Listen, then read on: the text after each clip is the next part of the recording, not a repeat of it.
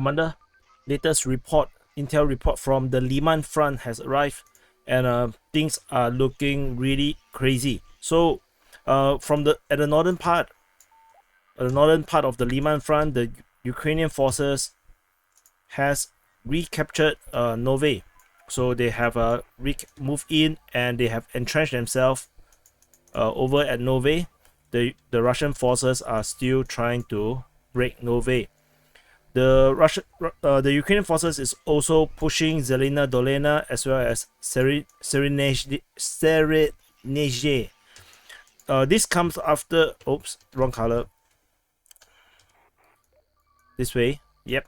So this comes after the Russian forces recaptured Sandri Holove, and they also position themselves at Serenezhe.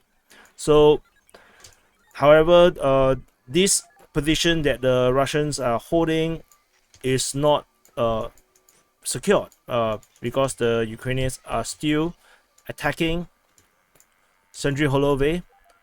Should be probably from this direction or this direction, and then there's still continued fighting at Novoselivka and Drobyshevi.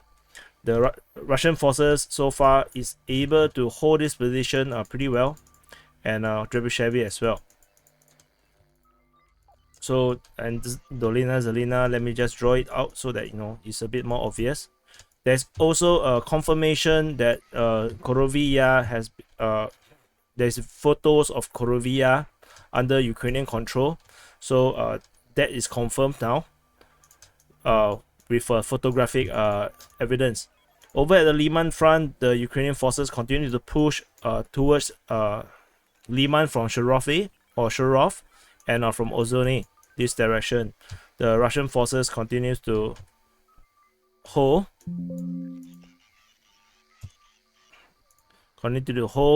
this line as well as hold the southern part. There is no information of the Ukrainians are trying to attack from this direction, only from Shirov and Ozone. However, so this comes as a result of the Russian counteroffensive able to move back the Ukrainian lines and meet them on the battlefield. However, while the Russian reinforcements come to Lyman from Kreminna to Lyman, and then they actually push northward to help out with the defense on the northern side, the Ukrainians take the advantage of the removal of the Russian troops at Kreminna and perhaps in other regions of this front. They have crossed the river at multiple points along the Siversk Donetsk River.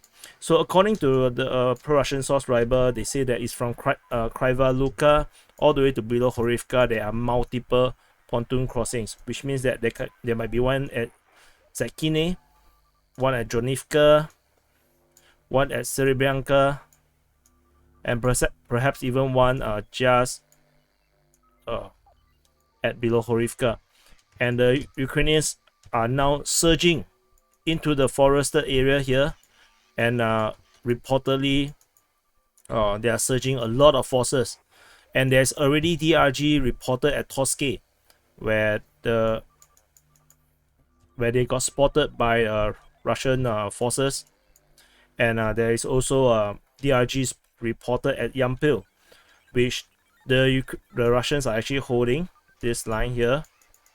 So they actually saw the Ukrainians coming from a very weird direction. And according to pro-Russian source Ryber's mapping, the Ukrainian forces apparently has captured Dibrova over here, which means that the fanning out of the forces has been really quick, and they have captured this position.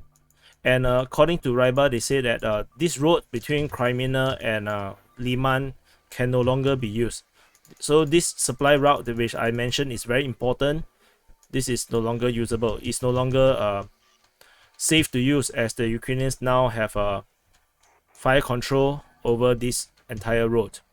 So the only available, so the Russians will now have to guard this area, and the only available road now for reinforcement and resupply to Lyman is through Makivka.